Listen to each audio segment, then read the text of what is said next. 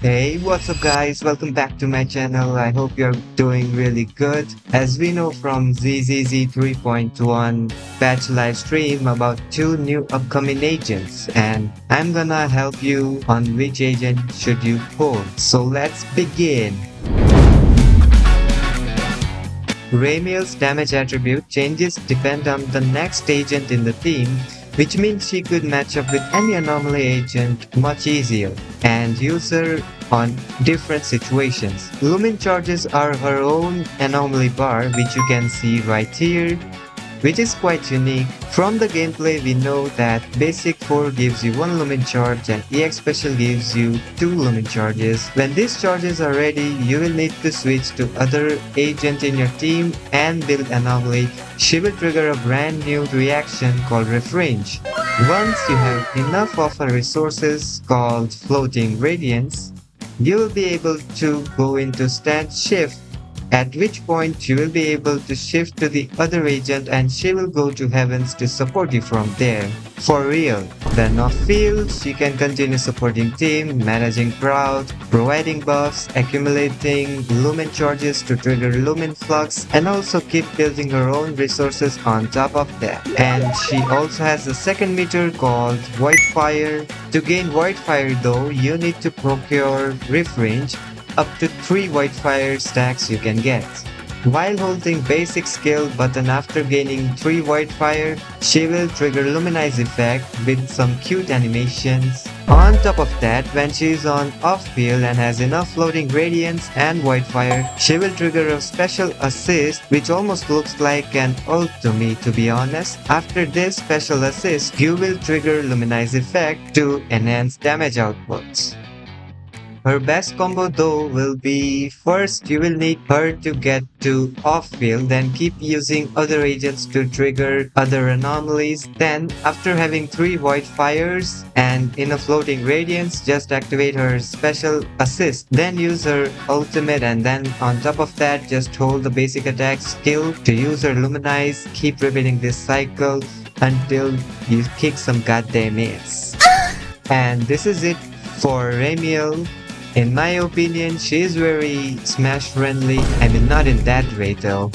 But you can just keep smashing buttons and get rid of anything, and plus, that is also beginner friendly if you have proper agents, that is. And almost all her setups are with triple anomaly setup, not talking about the support like Yuzuha. And there is one thing for sure, that with her animations and her cute design, she has already stole the Diamond spotlight. Here are the reasons why you should pull for Remielle. I will say that if you have so many anomaly agents in your account, then you can pull for Remielle. Now moving on to Sigrid, goddamn, we really need to lock in to understand this. To maximize Sigrid's damage output, you will need to use Converging Spear. In order to use Converging Spear, you will need to get into Aerial Patrol state.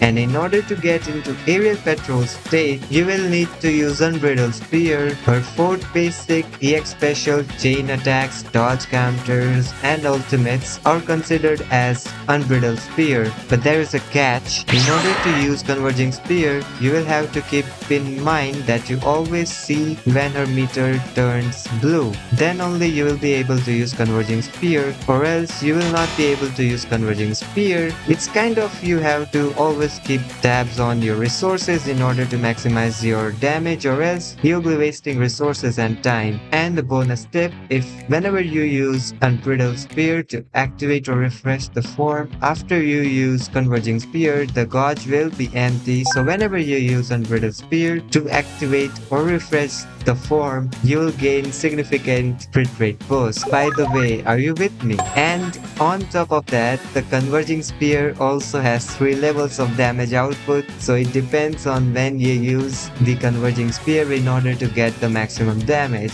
and after that the cycle reset. And then you will have to use Unbridled Chain to get into the another cycle, and this keep on going into the loop. And you can also use Perfect Block with her shield whenever she is in like first 2 phases of her Converging Spear, so that it will refresh her form, and then you can use Converging Spear. So there is one more mechanic on top of that. Whenever she gets on field by using Chain Attack on stunned enemies, Your previous resources accumulated by you will be recorded and you will be entering formation breaker state, in which you will have converging spheres, so you can use the converging spheres and then you can use your another converging sphere that you have already accumulated. So in short, whenever the boss is stunned, you will use the chain attack to gain formation breaker state, then use converging spear, then you use your own converging spear, then you trigger the chain attack once more, then you use the formation breaker states converging spear, then you use your ult to finishing the shit out of the boss. So in my opinion, this character targets very low audience cause not everybody wants very technical character like Harumasa and Banue. But if you really like those kind of characters, then this is the character that you would most certainly like. But she will need a good off-field support and stun agent, so that risk is on up to you. Cause she will need the maximum on-field time. And that is it for today's video. And if you are watching till here, then make sure to like the video and subscribe the channel. And I will see you guys in the next video. Till then, bye bye.